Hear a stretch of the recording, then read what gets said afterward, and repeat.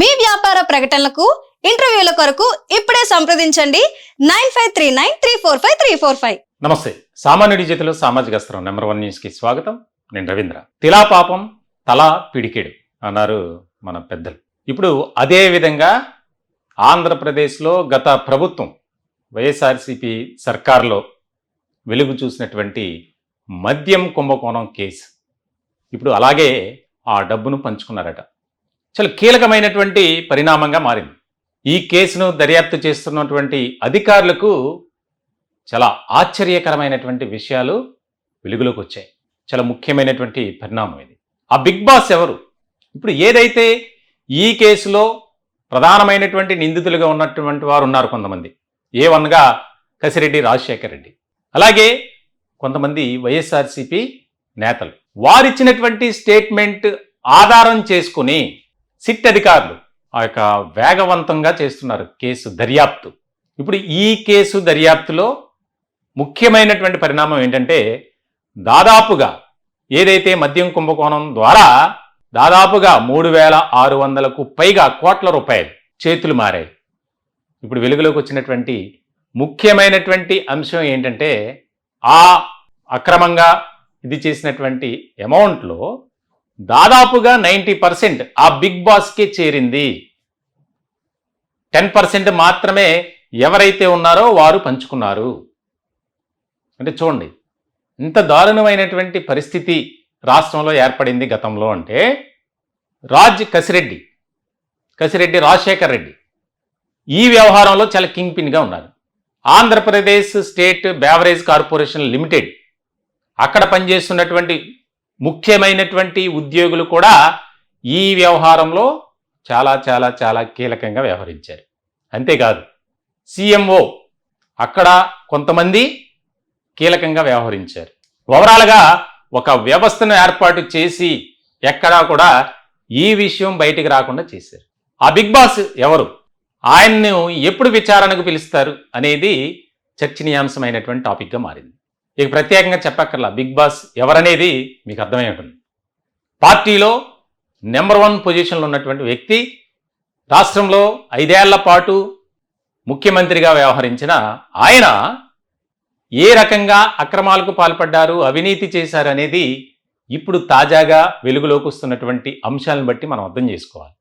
ఏదైతే చాలా సమగ్రమైనటువంటి విధంగా దర్యాప్తు కొనసాగుతుంది. ఈ కేసులో 11 మందిని అరెస్ట్ చేశారు ఇప్పటివరకు. ఇంకా కొంతమంది ముఖ్యమైనటువంటి వ్యక్తులు ఉన్నారు.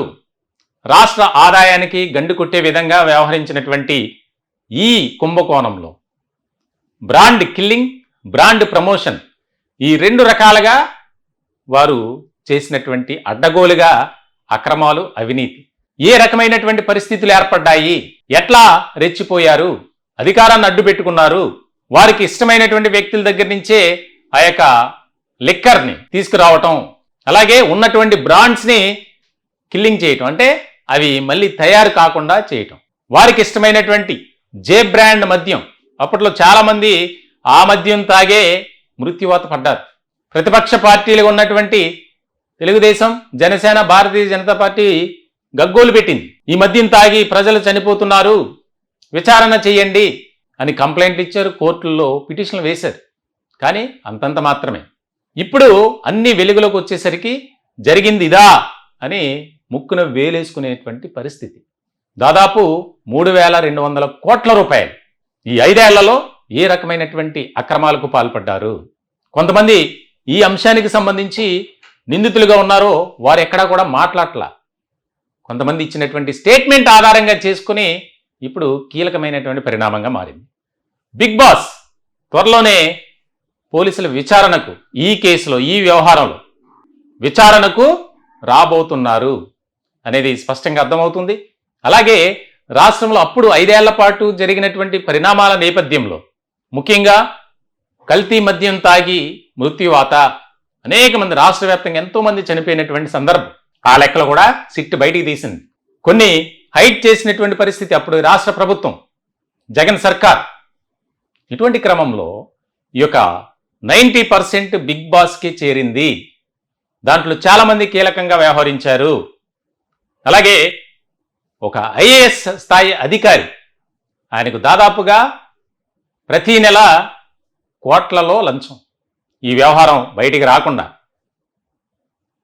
ప్రతి విభాగంలో అక్రమాలే, అవినీతే. దీనికి సంబంధించి ముఖ్యమైనటువంటి పరిణామంగా ఒక చర్చ జరుగుతుంది. ఈ కేసులో అప్పటి రాష్ట్ర ముఖ్యమంత్రిగా పనిచేసినటువంటి వైఎస్ జగన్మోహన్ రెడ్డి తప్పకుండా ఇబ్బందికరమైనటువంటి పరిస్థితుల్ని ఎదుర్కొంటారు అనేది అయితే రాజకీయ వర్గాల్లో ఒక చర్చ జరుగుతుంది.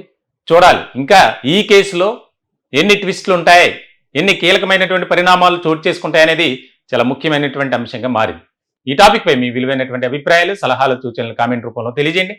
దయచేసి మా ఛానల్ని సబ్స్క్రైబ్ చేసుకోండి. Thank you.